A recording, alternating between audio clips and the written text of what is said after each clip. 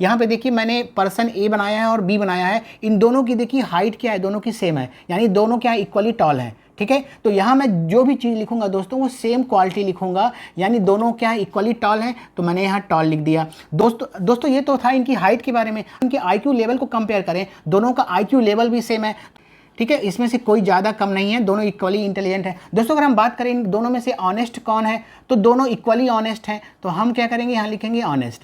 ठीक है, दोस्तों यहाँ जो भी क्वालिटी ले रहे हैं दोस्तों वो दोनों की सेम है, यानी कोई किसी से ज़्यादा नहीं है, कोई किसी से कम नहीं है। तो यहाँ पे दोस्तों आप क्या करेंगे, यहाँ पर आप पॉजिटिव डिग्री का यूज़ करेंगे। तो पॉजिटिव डिग्री आप वहाँ लगाते हैं जब दोनों की क्वालिटी सेम होती है, कोई किसी से ज़्यादा कम नहीं होता।